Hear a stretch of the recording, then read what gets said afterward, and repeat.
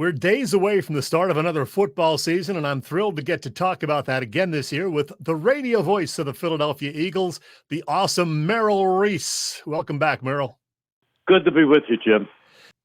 Merrill, you and I are doing this little season preview for a 9th year, but this is your 47th year behind the mic calling Eagles games. I know you still love it. I mean, that's obvious, but it's even more fun when the team is as good as it was last year, and we think this year, is it not? It is. It's fun all the time. I mean, let's face it, I get excited every season. I get nervous every game day. I love it. But I guess when you have a team that is competitive, a team that people look at and say, you know what, this could be their year, it adds a little something extra. Let's talk about the defensive side of the ball first this year, Merrill. 70 sacks last year. Hargrave is gone, I know, but that front seven, man, with the Georgia connection and more, looks to be very good with a good mix of experience and youth. Do you agree? I do. I can't wait to see number 98, Jalen Carter. If I were Mac Jones, the Patriots quarterback, I would be having nightmares. Is Nakobe Dean ready to take charge at middle linebacker? I think he is. I think he's a very, very bright football player. I think he's very athletic. All he needs is game experience, but I think he's great. I think he's going to be terrific. Jonathan Gannon is gone. Some people loved him as defensive coordinator. A lot of people did not love him so much. Sean Desai takes over this year. Is the defense going to look any different? I don't know. I honestly don't know. I, by the way, am somebody who thought that Jonathan Gannon was an excellent defensive coordinator. The late Jim Johnson once told me the mark of a great defense is if it can hold the opponent to an average of 17 points a game. And you could even add 3 points to that because there's more scoring today. That's what Jonathan Gannon's defense did. During the season, it held the opponents to 17 points a game. And that shows that they were very, very good. And that's why he was hired as a head coach.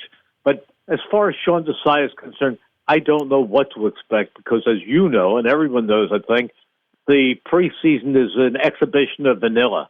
Vanilla on offense, vanilla on defense. They don't show you a thing. So we'll have to wait and see. Hey, the one concern some people have is the secondary. Do you have faith in the young safeties? I do. I think Reed Blankenship is going to be terrific. I really do.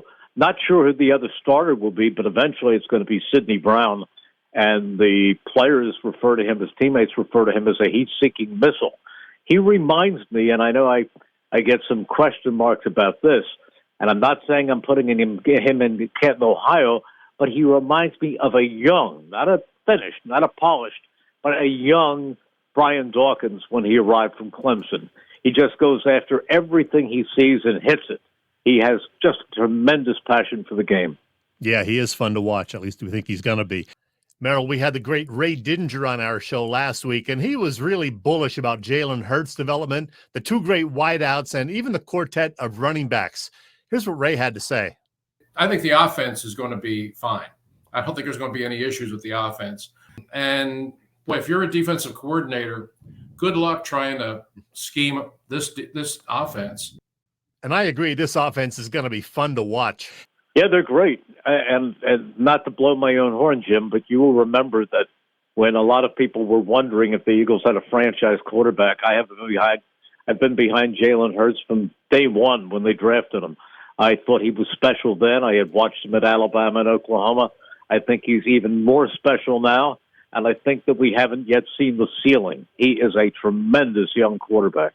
Yeah, Jalen's growth from 2021 to last season was pretty impressive. Do you think he can be even better here in 2023? I do.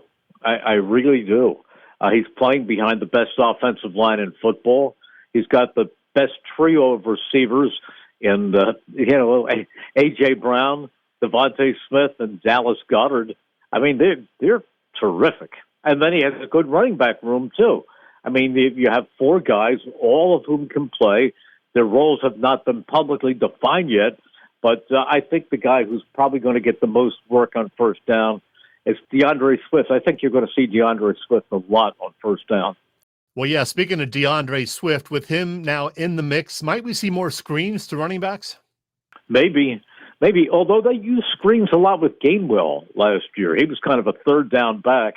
but they screen to him quite a bit. And, I think you can screen to Boston Scott also. He catches the ball well, and the other guy's Rashad Penny. I think they're going to be fine. You mentioned the receivers, Devontae Smith and A.J. Brown. They caught 95 and 88 passes last year, respectively. Both were well over 1,000 yards. Might the tight end, Dallas Goedert, join them in that 1,000-yard club? He could if he stays healthy. He's a terrific player. He really is. He's not only a good pass receiver, he's also an excellent blocker, just a terrific all-around tight end. I put him right up there with George Kittle and with Travis Kelce and with Mark Andrews. I think he is among the best tight ends in the game. Getting back to the offensive line, Stoutland, those guys are so good. Jason Kelce and Lane Johnson in particular continue to amaze me. Are they both going to end up in Canton, do you think? I think for sure Jason Kelce will be there, and Lane Johnson has played at a high level for a lot of years.